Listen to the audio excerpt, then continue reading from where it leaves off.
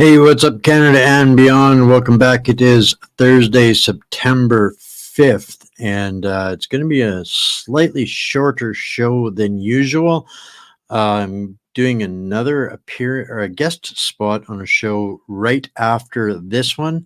So I'll give you guys all the details at the end of this show here, and I hope you join me over there for something that might be a little bit more entertaining and maybe even a little bit more uplifting and potentially more more future looking than what today's quick show is going to be about, because today, guys, so we're going to get right into it here, and I hope you guys have got your hip waders on for a little stroll through the swamp. So just before we get into this here, guys, the best way to get all of the details, including all of the receipts, is to get subscribed over on Substack, whatsupcanada.substack.com.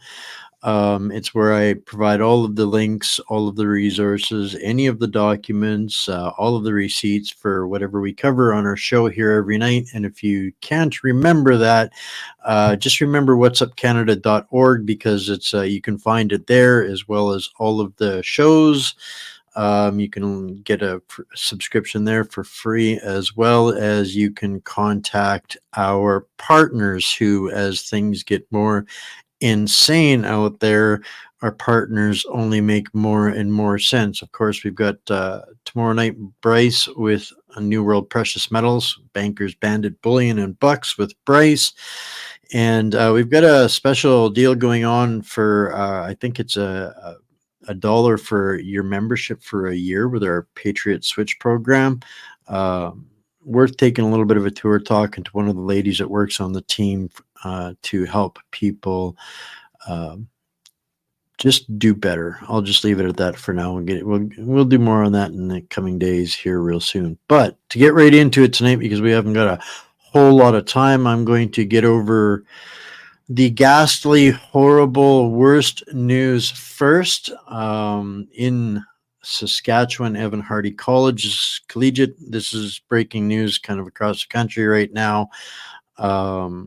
An incident at a school where a 15-year-old girl was assaulted by a 14-year-old girl, was apparently doused in some sort of accelerant and lit on fire. She is alive but in serious condition, been taken to the hospital, and there are no further details being released up at this point in time. So that is a little bit more from global news, basically exactly what I just told you guys. Pray for that little girl, and really, we got to start really wondering what the hell is going on in our country.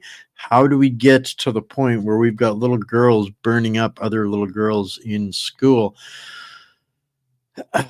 This one, so I'm going to skip through a bunch of this swampy type stuff real quick. We're going to spend a little bit of extra time on our Canadian political swamp, and then take a look at a few of the repercussions of this insanity. But this was an interesting question that was posed on X today that kind of made me go, what if governments learned from the MK Ultra experiments in the 50s that trauma allows you to control people?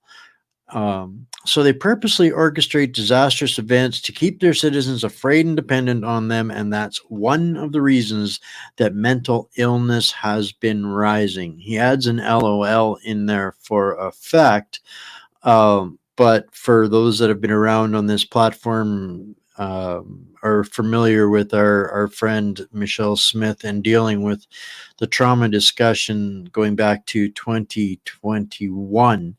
And the tsunami of trauma that's been manifested, perpetrated, created, manufactured by our by some people in our establishment. So that was an interesting question to pose. Maybe we'll be able to get Michelle on to address some of that. She's been working on something real soon, but there's some real issues going on.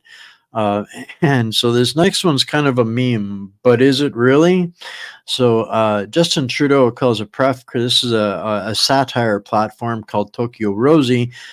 Breaking: Justin Trudeau calls press conference to confirm deal with Jagmeet Singh is done. However, deal with Satan still very much in effect. And I don't think that there's a lot of Canadians or anybody in the world right now that would argue that a whole lot, given what we're seeing happening around our country and its impact.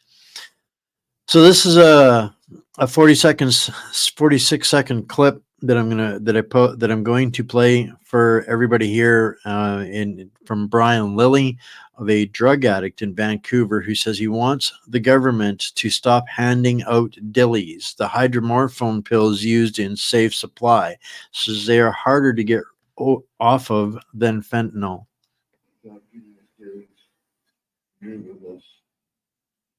Because it put in controls us. They can put us in as the liberal party. Keep us down here by being hard to figure out at least 1,000 times over the day lost fucking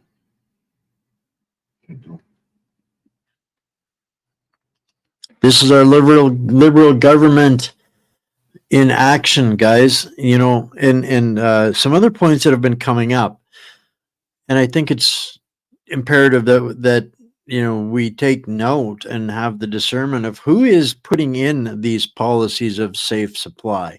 It's the same.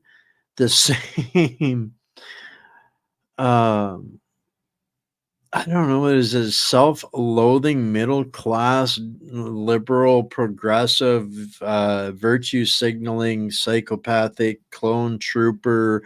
I don't know who it is, but it's the same people that are championing and putting in all of those different policies and destructive things that you know really like the dude said. You know, it's what keeps people down there. There's no support. There's only enablement. And so we're going to talk a little bit for a couple of minutes here um, about what is sucking up the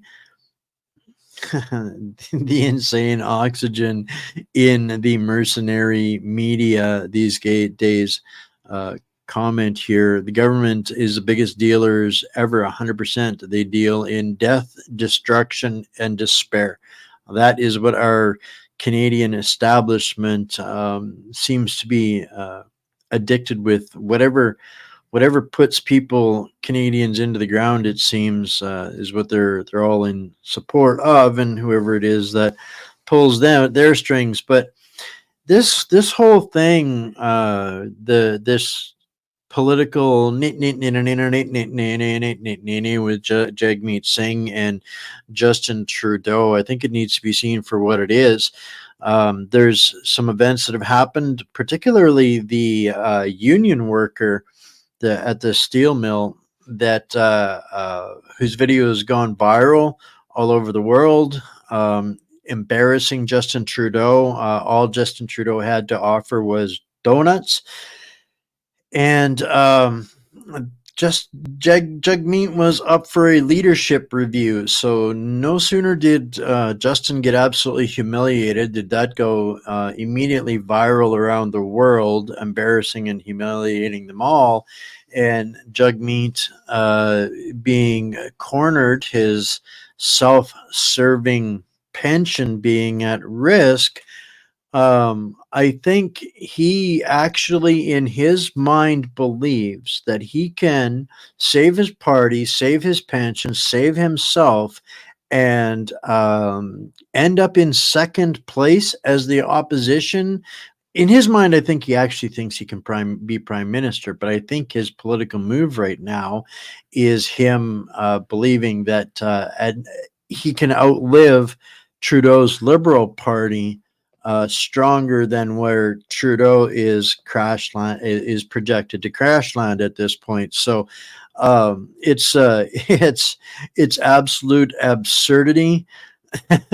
And that's kind of this, I think, is one of the reasons why uh, Jagmeet felt it safe and the timing was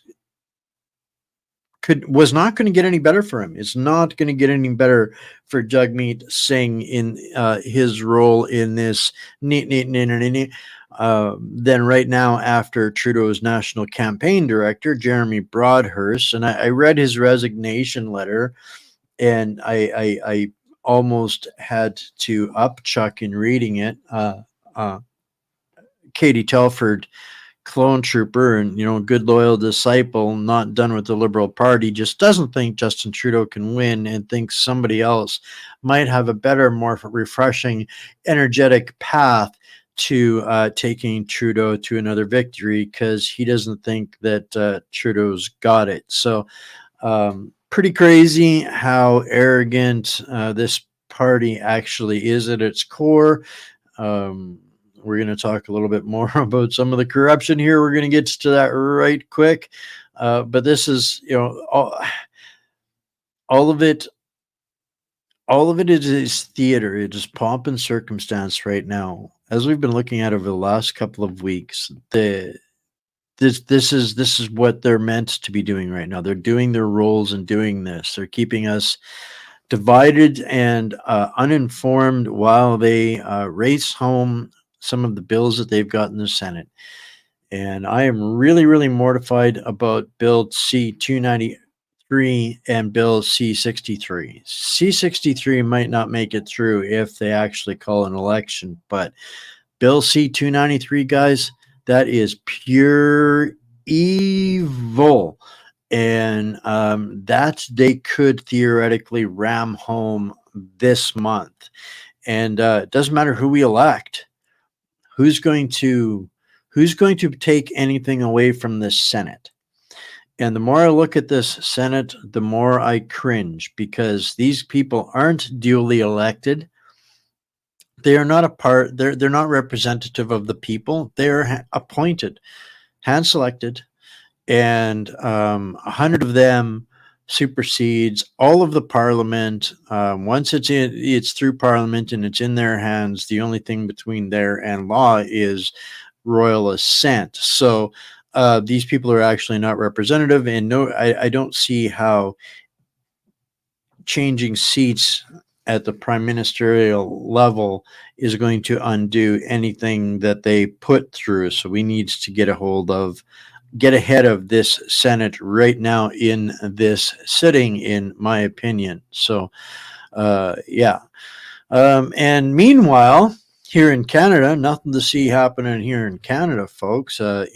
Just yesterday, the Liberals were talking about, interest rate decrease, right? Down to 4.25%. Woohoo! Celebrate, Chrystia Freeland. Every Liberal hack out there, yeah, celebrating. See, it's working. It's working. I think were the headlines that they were using. But when you take a blink for a second, here you see interest rates have skyrocketed, and people beg to the Prime Minister for relief. Justin Trudeau tells Canadians they have nothing to do with interest rates. Rates dropped a few points, but they are still 6 times what they were a few years ago. And all of a sudden, the Liberal Party of Canada is bragging about how we lowered interest rates and that their plan for the economy is working. So yeah, exactly that. It's working. It's working. That was what Chrystia Freeland's statement was yesterday when they were announcing more billions to feed your kids Cheerios, starting with the East Coast, because you don't have enough money left to buy your own damn kids Cheerios. So the Liberal Party wants to buy your kids Cheerios these days.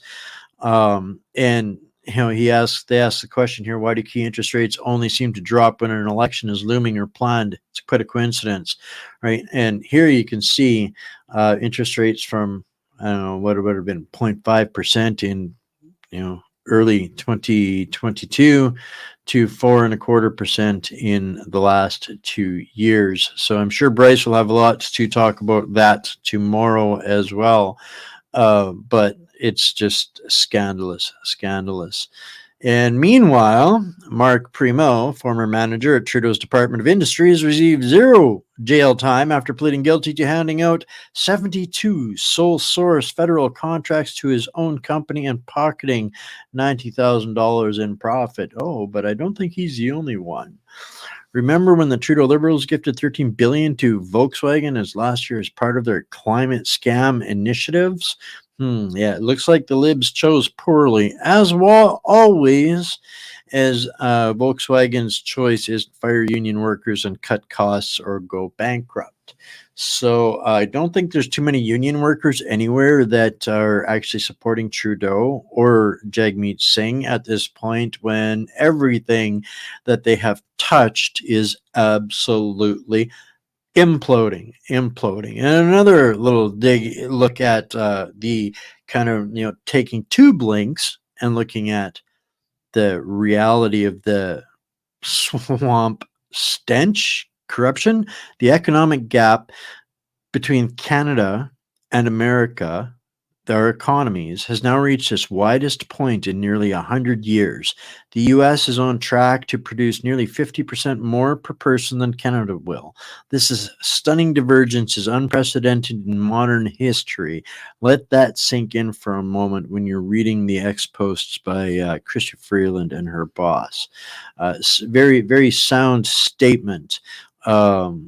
Well, at least the illusion in America is of your quality of life getting better, and I think despite having 4 years of corn pop and soda pop there, they haven't been able to do as much damage as what Trudeau and the Liberals have in their 9 years. That they've had in office, being set up previously by how did CSIT put it? Compromised governments and prime ministers going back to Brian Mulroney, every single one of them. So we've had traitors in office our entire time of government, right? According to CSIS anyways. And just a reminder, other people are noticing the Senate. We all need to be noticing the Senate and asking ourselves, why are we paying for hand-picked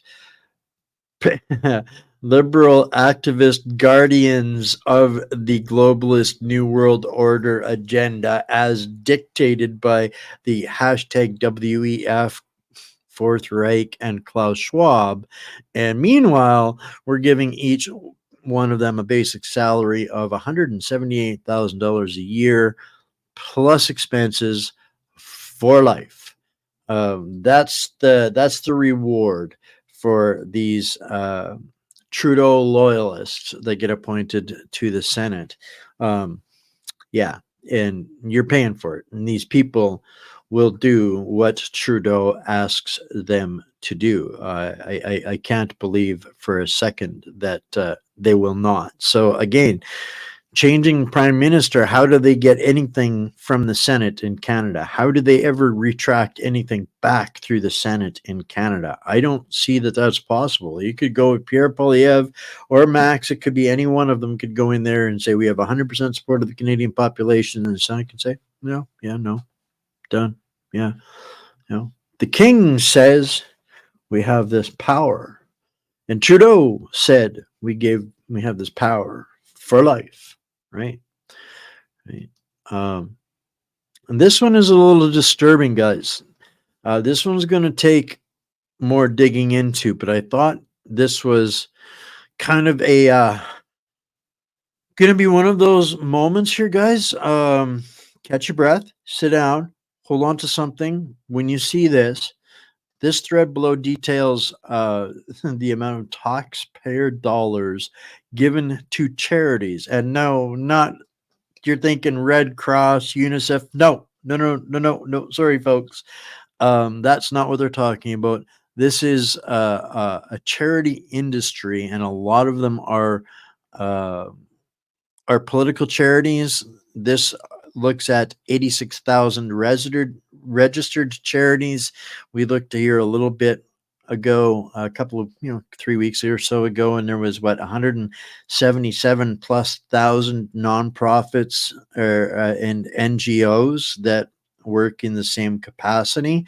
But just on these charities, the government has given $1.5 trillion. $1.5 trillion since 2010 to 2018. That's your money, folks. With 2 million Canadians lining up in food banks. Medically assisted death by people desperate to get out of the poverty.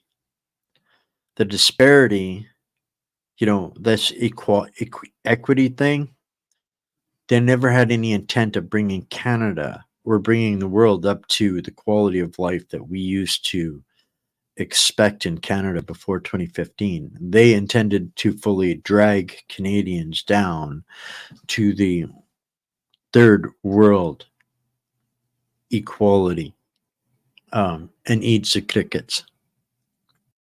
$1.5 trillion given to charities by the government. I have no idea which specifically at this point. It's interesting because every week we uncover and expose and name a new one that's behind one of these organizations, like the C40.org, the 350.org, the anti-hate networks, all of these organizations, $1.5 trillion, and people are starving, can't afford groceries here in Canada. That's rot beyond comprehension. And what are they doing? Covering up. This, I heard, what's her name? Gould, Gould, Catherine Gould, I think her name is, making excuses about how the economy just needs a little more time to recover post-COVID, and she almost slipped and said recession, but it was an assault. It was meant to destroy the middle class and the lower class, absolutely meant to put everybody into such a state of crisis, trauma, and shock that they would accept being offered MAID, which has become standard issue solution for the government and these charities and nonprofits. Our health minister is trying to expand the state murder process. They're organizing and subsidizing death doula services. They are literally trying to kill people, and through this COVID bioweapons program, now they're destroying every single bit of evidence. The government has ordered that they destroy every vial of that toxic bioweapon that they used to attack innocent and unsuspecting Canadians. That is how Karina Gould, yes, thank you, Bill, sorry, Karina Gould, excusing the government, saying it takes time to fix the problems that they've created, the problem that they manifested. They destroyed the middle class in Canada. Why? Because that was the backbone of Canada. Now they want to destroy the evidence. I don't think there can be any amnesty. I do not believe in amnesty. I cannot get over it and move on. I'm just not wired that way. But pretty diabolical stuff, shady stuff from the government of Canada. Interesting change in direction. We're going a little bit global here. I'm kind of racing through some of this to get through this tonight to get ahead of the next show. I'll probably spend a little bit more time talking about that. But Conor McGregor, world famous, infamous UFC fighter, has made an announcement saying, as president, I hold the power to summon the dial as well as dissolve it. Government. He's running for president. So, as I said before, I would have all the answers the people of Ireland seek from these thieves of the working man, these disruptors of the family unit, these destructors of small businesses, and on and on and on. These charlatans in their positions of power would be summoned to answer to the people of Ireland, and I would have it done by day end. Or I would be left with no choice but to dissolve the government completely. Stop the train until the people of Ireland deserve the answers they seek. Point blank, this would be my power as president. I know very well Ireland needs an active president employed wholly by the people of Ireland. It is me. I am the only logical choice. 2025 is coming. I think people around the world are looking for their William Wallace. This is so parallel. The crimes that are running rampant, the evil, the control, all of these things. People are looking for their William Wallace, and I think that this is interesting because we're seeing what you're not seeing out there is the desperation of the left, while the populace national right is rising in their nations, and their level of scammery and election interference and manipulation and election corruption is failing. And Germany is making a really hard push. Apparently, they won the election to eliminate the globalist left, but then, oops, water main broke, missed ballots, blah, blah, blah, blah, blah.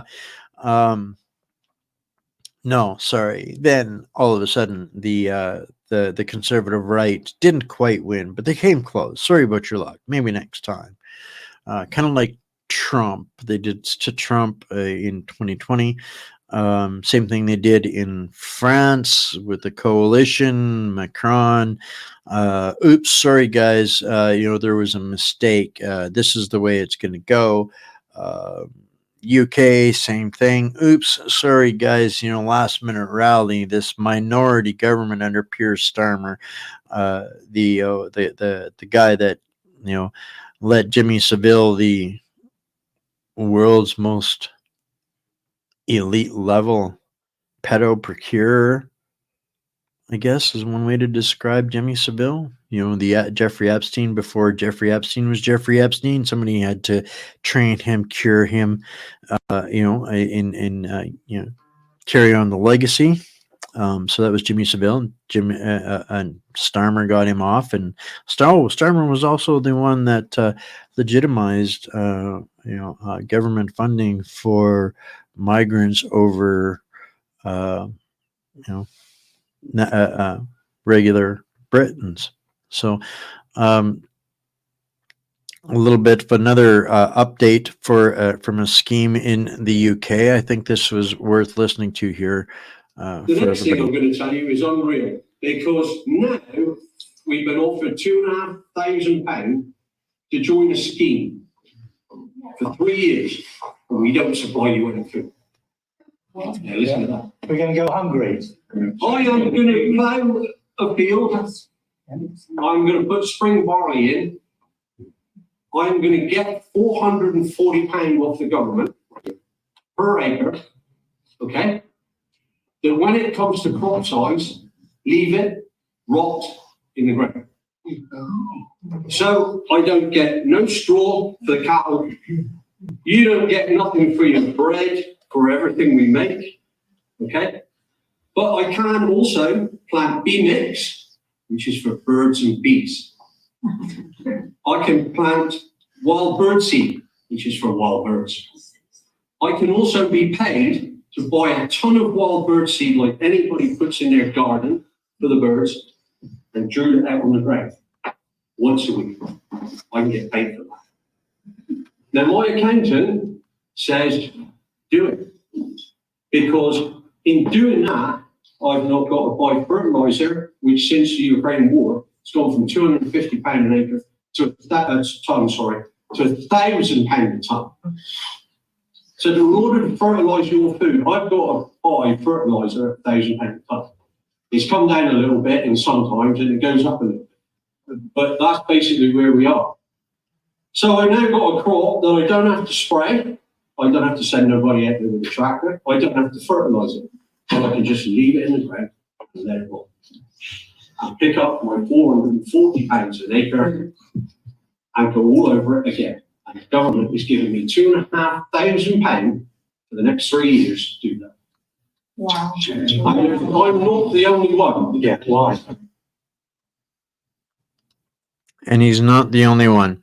They are literally paying farmers everywhere to destroy their crops, and to set up a famine. You know, I have these recurring flashbacks to shows that we've done in the past. You know, when the night of the Brexit countdown, when I said that this was exactly what was going to be coming, and everybody thought I was batshit cray cray. I had people trying to get my internet removed. People that were supposedly on my side of the understanding of things. It's just absolutely insane how diabolical these quote unquote leaders, how evil they truly are, and how committed they are to their new world order. It's absolutely a display of extremely well done programming and brainwashing. I don't know how else to say it. I really don't. And this I thought was interesting, perhaps a lesson on what maybe should be going on. I didn't stay on. Where was it? That was Andy Lee's post. Sorry. I've skipped over this one here. Sorry, I don't know what happened, but I got distracted. So the counter of Cycle Capital that got taxpayer grants, which Stephen Gilboa holds shares in. Surprise, surprise, surprise, right? Who was appointed by Justin Trudeau, Andre Lee Smithot, the director who resigned in disgrace from the CIB after running SDTC, is also the head of some Chinese company. Say, what? Really? No, not Stephen Jabot, not Green Jesus, not the career eco-terrorist criminal appointed guardian of Sir Lord Farquaad Justin Castro Trudeau, right? Couldn't be that, right? Couldn't be, more Chinese interference, and because that just can't happen in Canada because they all get caught, right? No, it's not. Yeah, it's not like in America where you can see here. Former deputy chief of staff to the New York governor, Democrat Kathy Hochul, was arrested on charges of being an agent for Communist China. In 2019, she met with the CCP officials in Nanjing, her birthplace, reportedly promising to promote investment in China. Geez, it's not like we don't have any of those running around here in Canada, right? But at least, somebody somewhere is arresting these Chinese spies. Nothing to see here in Canada, folks. We just let these, where'd she go? Let these foreign infiltrators run our government, right? Right. This is a 2-minute video I thought was worth listening to for everybody. Yeah. This is Australian Senator Malcolm Roberts, who has the guts to talk about the World Economic Forum's dystopian Great Reset that all of the, basically the 338 in Parliament right now are all subscribed to, or very mildly, tokenly giving lip service to opposing. This is, I thought, was really well articulated for somebody that actually had a little bit of cojones or maybe a little bit of spine. Instead of working together to push Klaus Schwab's World Economic Forum plan based on United Nations policies, work together instead for our country. Klaus Schwab's life by subscription, quote, is really serfdom. It's slavery. Billionaire globalist corporations will own everything: homes, factories, farms, cars, furniture. And everyday citizens will rent what they need, if their social credit score allows. The plan of the Great Reset is that you will die with nothing. To pull off this evil plan, Klaus Schwab's World Economic Forum will need to take more than just material possessions from Australians. Senators in this very chamber today who support the Great Reset. Oh, you thought he was talking about Canada, right? Threaten our privacy, freedom, and dignity. Yes, they're in this Senate chamber. One Nation vehemently opposes the Great Reset, the Digital Identity Bill, theft of agricultural land use, forcing farmers off their land, and all of the Great Reset. One Nation has a comprehensive plan to bring our beautiful country back to sustainable prosperity. And in the months ahead, we will be rolling that plan out. Instead of LibLab pushing Klaus Schwab's Great Reset with the tagline, "You will own nothing and be happy," One Nation advocates the Great Resist. We stand for a world where individuals and communities have primacy over predatory globalist billionaires and their quisling bureaucrats, politicians, and mouthpiece media. One Nation accepts the challenge to provide a better future for everyday Australians. We have one flag, we are one community, and we are one nation.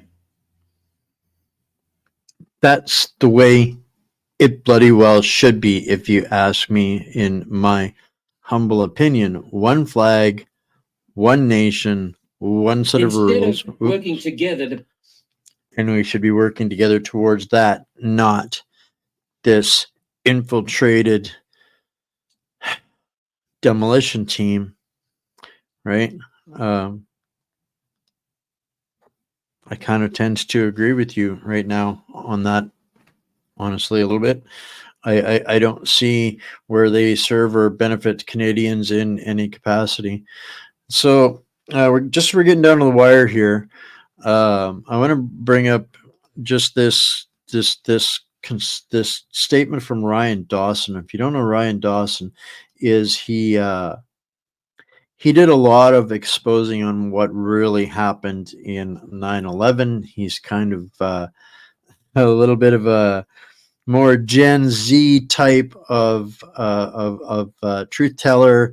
Lives in Japan right now, but he put up a statement that I thought was very relevant and what kind of addressed. It was bold for to maybe suggest in a very well articulated way how to have a little bit more tolerance, a little bit more discretion, and maybe a little discernment of how we approach some contentious subjects, right? And this, I think about this often because I do tend to bring thought-provoking discussions to the table that you just don't get elsewhere. And I'm always looking at how to address difficult conversations. So this was, I thought, a really great thing to reconsider. And I'm going to probably turn it into a meme, but doesn't matter what the argument is. Slamming Churchill is not praising the opposite Hitler. Slamming Kamala is not praising Trump. Slamming the jabs is not promoting Q people. Slamming climate alarmists is not climate denial. Slamming Israel is not praising Hamas. Slamming Lindsey Graham is not homophobic. Slamming the Ukraine war is not endorsing Putin. Slamming Alex Jones is not endorsing the official story. Stop being a light switch brain NPC. I thought that is exactly how we need to wait a second and go, whoa, just because somebody doesn't agree with me doesn't mean it's an automatic endorsement for the other side. I see a lot of this out there. There is hate recruiters. They're join my team to hate this, that, or the other. And the flip side of that coin is equally the same. The rage recruiters get mad at these guys because I'm mad at these guys, and if you don't automatically be mad at those guys, then you're the enemy too, right? So this is kind of really what I got out of what Ryan was trying to say there, and it's kind of in that spirit of things where getting to the end here, I'm going to give you guys a heads up out of what I'm doing next and where you're going to do this. It's kind of a double header tonight. I was invited after last Wednesday's show because I let Jason Levine know that his discussion about constitutional conventions inspired our conversation about constitutional conventions this past Wednesday, which kind of went viral. And Jason invited me to his platform to further the discussion. And I want you all to remember this is how Jason wrote this up as he sees this show. It's his platform, invited me to be a guest. I'm going to read this to you guys for those of you guys that maybe can't read it in a small print. This is no endorsement of anything. It's just, this is the thought-provoking discussion to me. I'm always looking for the truth at the most base level, and I'm looking to find the people that have the best answers for that. And I see a lot going on. So this is how he's billing it. I want people to know out there, I have no allegiances, no affiliations to anything except the truth, giving the people the truth. And there's a reason why anytime I go into one of these conversations, I want Mr. Doug Force in there, because I am just a megaphone. I do a little bit of research. I know just enough to be dangerous. I know just enough to make some points and talk about it. I am no expert in any of the things that we discuss, but I've learned some things because I'm looking for some answers as to why and how do we fix some of the corruption, right? So Jason's post and his show, which is going to be streaming at 8 o'clock on his platforms on X, Rumble, Facebook, Twitch, and the Jason Levine show, or the levineshow.com. And I said I wouldn't do this show without Doug being there because I can't answer the questions. I can find reasons why we need solutions. I can find I can lift the carpet off the corruption at every level, but I can't provide the documentation, the receipts, the article numbers, those kinds of things. So I can't have this discussion. Doug can. So I told Jason the only way I was going to have this discussion was if Doug was there. So this is what we're having, and this is how Jason described it. He says, join us on the Levine Show for a thought-provoking discussion, that it'll be, with Wayne Peters, What's Up Canada, and constitutional expert Doug Force at the Myths Canada. As we explore the possibility of Canada transitioning from a constitutional monarchy to a constitutional republic. Well, I didn't say that, but if that's what they want to discuss, I'm just trying to understand why we answer to a king in a corrupt system, right? I'm trying to get to the bottom of that. That's my role as a journalist, to get to the bottom of that, right? And so have thought-provoking discussion. Okay, I'll sign up for that.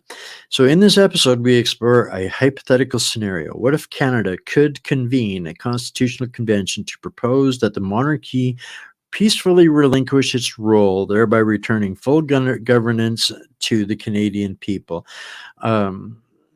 He's going to learn a whole bunch of stuff tonight because it's not returning full governance. That's a whole other process, and words are going to matter, and that's why Doug is there going to be there to answer those questions.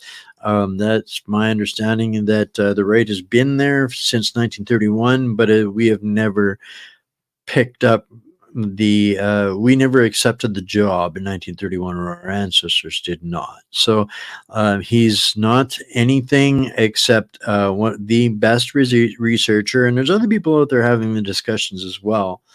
But he's the only one that can provide, the backup to what he's talking about. He can direct people to the exact legislation to answer the questions and back up his discussion. So that's, what people needs to understand. Nobody's projecting anything. And there's a reason why I think that this conversation is important, needs to be had, because I remember the sense of uncertainty through the 97-99 Quebec separation referendum. And man, I really didn't understand things, and that's not Wayne's way. To not understand things. How can I talk about something I don't understand? So this is, tonight's show is going to be great at helping people understand things, and that's really all it's about. Is understanding things. We can all point fingers and assume and identify things that are broken. Jason Levine is we're all controversial characters. Doesn't matter who you ask. That's important to note. We all say things that are disagreeable. Jason is doing things from his perspective, his lens, and I got to give him props for being open to having the discussion. I can't see anybody else who's attempting to be to campaign for office with that would be willing to have this discussion. It's like I talked about, ask your politician if they'd be willing to support seating in de jure Canada. It's really that simple.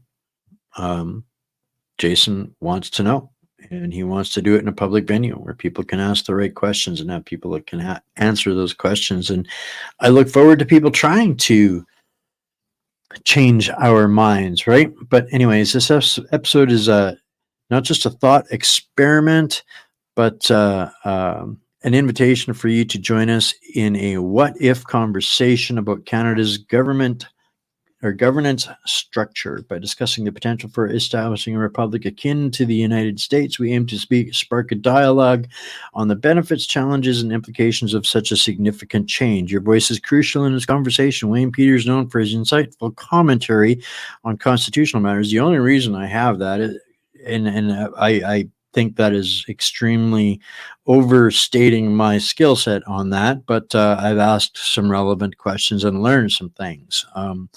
But that's why Doug's going to be there to answer there again. So this is Jason, a aspiring politician and independent journalist. Wayne Peters, just a loudmouth misfit, troublemaker, MSM disruptor, and a deep dive researcher getting together. And why did I agree to do this final post?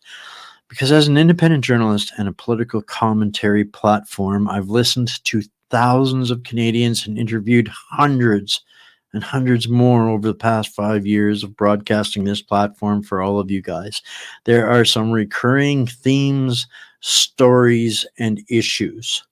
And we can all point fingers. No one seems to have a real idea outside of the programming, and a real political solution appears further than ever from possibility. The tribal politics, everything is just, everybody's off the hook. Everybody's got an idea and it's follow me or else, right?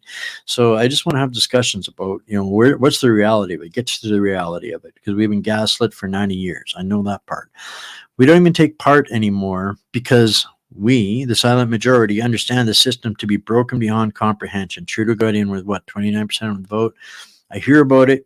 We identify it all every single day in 1,000 ways, going in circles with no real or actual change in sight, except more corruption, more incompetency, more debt, more crime, more invasion. And the list goes on and on and on and on. How much is enough suffering for you? Before we devolve into Venezuela or a fascist post-nation state, maybe a thought-provoking discussion isn't a bad thing from time to time. So that, ladies and gentlemen, is the end of the show tonight. I'm going to drop off here in 1 minute. I encourage people, this is going to be, I think I'm going to be able to stream this out across 2 of my platforms. I think Jason said so. What's going to be easiest, I'm not sure. Most likely X and YouTube or Facebook. I won't have time to set up Rumble for that, so you might not get that until tomorrow. So that was a mouthful and a speed read through the swamp. I hope I didn't get too much of the swamp stank on everybody. I love you all. Stay mighty, my friends and patriots and fellow warriors. Get everything you need on Substack. If you have something I need to know, send me an email at contact@whatsupcanada.org. And to help me or any of your other favorite journalists swimming through the swamp for you, I encourage you to keep them going Special thanks to Rick and Lisa and Donna and Carol for helping me keep this free for everybody else. And this is how they do that. I love you all. Stay mighty, my friends, patriots, warriors, and I guess we will see you on Jason's show or back here tomorrow with Bryce. But in the meantime, think about our partners here at Patriot Switch. Remember, $1 membership for a year. What do you got to lose? Check it out. I'll see you later.